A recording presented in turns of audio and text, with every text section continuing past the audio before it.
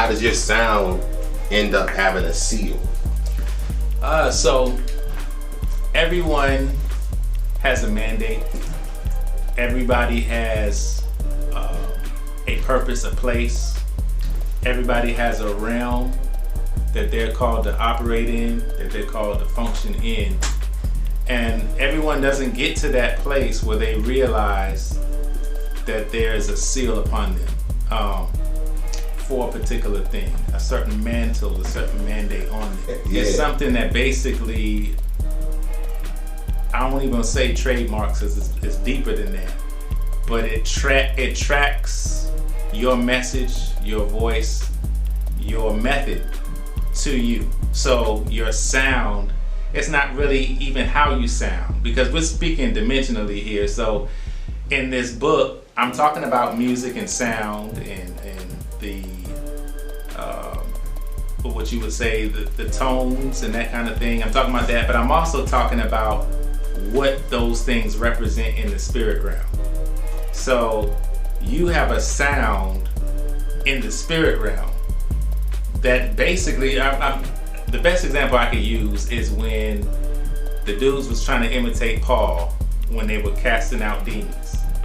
Okay. And they were trying to cast out demons imitating Paul. They were like, Paul, we know. Yeah, Paul, Peter, we know. Who are you? Yeah. It's like you don't have any weight, or you haven't made a sound in the heavenly realm for us to respect you. You have no authority. You have no seal. You making noise, but you don't have a sound in the spirit realm. So that's one of the things that's important to understand, that whatever we do in the earth, in our natural body, it creates an echo. It sounds, it's vibrations, it's moving. It doesn't just stop with when we stop hearing it. It's constantly moving, so it doesn't stop. So what is the echo, or what is the continual repetitive energy or movement that's going behind what it is that you're doing? Right. And so it gets deep into breaking those things down. First, I start just breaking down what sound is, how it functions, how God connects sound to his word, and what he uses it as an illustration or parallel. How he shows how, like, for example, he says, yeah, like on chapter 2, page 20, you said, sound is defined as vibrations that travel through the air or another medium and can be heard when they reach a person or animal's ear. That's just based on right. So basically, that is when we perceive sound, we're actually perceiving vibrations happening through a medium.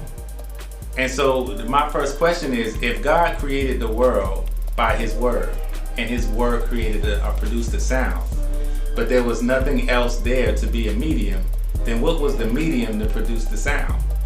If God said, let us make, or God said, let there be, and there was nothing else but him, but he created and produced the sound, but there was no medium, because there has to be a medium in order for the sound to be a sound, then he had to find a medium within himself. So he actually had to not only be the source, but he also had to be the medium to bring about what was in his will and his mind into realization. And we see that in Genesis when Adam and Eve sinned, and they said they hid from him, and they heard the voice, the sound of God, the voice of God walking through the cool of the day. Right.